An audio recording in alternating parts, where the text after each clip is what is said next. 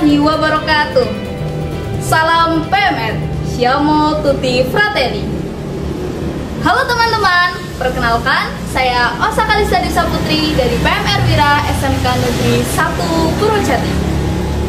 Di sini saya akan berbagi informasi seputar DORAS, donor darah sukarela. Tentu teman-teman tidak asing lagi bukan dengan salah satu kegiatan yang dikenal di masyarakat, yaitu donor darah. Donor darah adalah proses pemberian darah secara sukarela dengan maksud dan tujuan transfusi darah untuk orang-orang yang membutuhkan. Sedangkan transfusi darah itu sendiri adalah proses menyalurkan darah atau produk berbasis darah dari satu orang ke sistem peredaran orang lain. Sebenarnya apa sih fungsi darah itu? Penasaran kan? Jangan kemana-mana dan simak video berikut ini. Fungsi darah antara lain yang pertama, untuk mengangkut oksigen dari paru-paru ke sel-sel tubuh. Lalu yang kedua adalah untuk mengangkut karbon dioksida dari sel-sel tubuh ke paru-paru untuk selanjutnya dikeluarkan. Lalu fungsi darah yang ketiga adalah untuk menggantikan sel-sel yang rusak. Teman-teman, darah dibagi menjadi 4 golongan loh. Ada golongan A, golongan B, golongan AB, juga golongan O.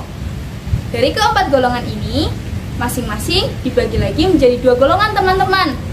Ada golongan A plus amin, B plus dan B min, AB plus dan AB min, dan juga O plus serta O min.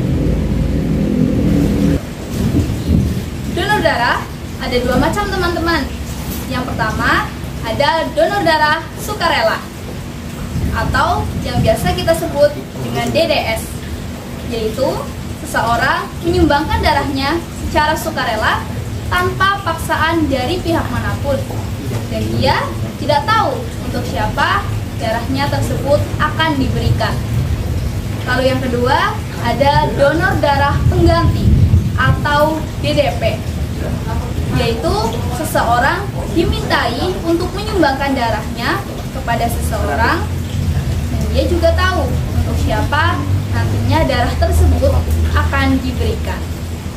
Untuk mendonorkan darah kita harus memenuhi beberapa syarat teman-teman. Yang pertama, tentunya kita harus sehat jasmani dan rohani. Yang kedua, usia minimal 17 tahun sampai 60 tahun. Lalu syarat yang ketiga adalah berat badan minimal 45 kg. Untuk syarat-syarat yang lainnya seperti pengecekan suhu tubuh, kadar hemoglobin, dan tekanan darah yang normal akan diperiksa oleh petugas donor darah yang sudah terlatih. Tapi teman-teman, ada loh orang-orang yang tidak diperbolehkan untuk mendonorkan darahnya. Yang pertama, orang yang mengidap hipertensi. Tekanan darah yang normal adalah salah satu syarat penting yang harus dipenuhi oleh calon pendonor. Oleh karenanya, orang yang mengidap hipertensi tidak diperkenankan untuk melakukan donor darah. Lalu yang kedua, orang dengan berat badan kurang dari 45 kg. Orang dengan berat badan terlalu ringan atau kurang dari 45 kg dianggap memiliki jumlah darah yang sedikit, sehingga dikhawatirkan tidak bisa menoleransi pengambilan darah pada saat proses donor. Selain itu, orang dengan berat badan kurang dari 45 kg juga lebih rentan mengalami anemia dibanding dengan orang yang berat badannya lebih dari itu. Jika dipaksakan donor darah, dikhawatirkan kondisi tersebut akan semakin parah. Lalu yang ketiga adalah orang yang mengidap hepatitis B dan C. Menurut Palang Merah Indonesia, orang yang mengidap atau memiliki riwayat hepatitis B dan C tidak diperbolehkan untuk mendonorkan darahnya. Sebab kedua hepatitis tersebut dapat menular melalui darah. Meskipun mereka sudah dinyatakan sembuh, tetap tidak boleh melakukan donor darah. Lalu yang terakhir adalah orang yang sedang hamil. Sangat tidak dianjurkan melakukan donor darah pada saat hamil, sebab dikhawatirkan sirkulasi darah di dalam rahim berkurang dan membuat janin menjadi stres. Selain itu, ibu hamil juga sangat-sangat rentan mengalami anemia, sehingga donor darah dikhawatirkan dapat memperparah kondisi. Setelah melahirkan, jika ingin mendonorkan darah, tunggu sekitar 6 bulan setelahnya, agar tubuh memiliki waktu yang cukup untuk menghasilkan zat besi yang cukup. Nah, untuk teman-teman yang sudah memenuhi syarat dan tidak termasuk dalam golongan orang-orang yang tidak diperbolehkan donor darah, teman-teman boleh nih mendonorkan darahnya untuk teman-teman kita yang membutuhkan. Berikut adalah orang-orang yang ditargetkan untuk mendapatkan donor darah. Yang pertama, orang yang mengalami kecelakaan dan mengalami pendarahan hebat. Lalu yang kedua, ibu-ibu melahirkan dan kekurangan darah. Lalu yang ketiga adalah orang-orang yang mengidap penyakit anemia juga talasemia. Ayo, donorkan darah kita untuk orang-orang yang membutuhkan. Setetes darah kita, nyawa bagi sesama. Menurut saya, PMR sangat menyenangkan. Dan ilmu-ilmu yang saya dapatkan dari PMR sangat berguna untuk kehidupan sehari-hari. Kita sebagai PMR Wira dalam kegiatan donor darah bisa berperan menjadi pendonor.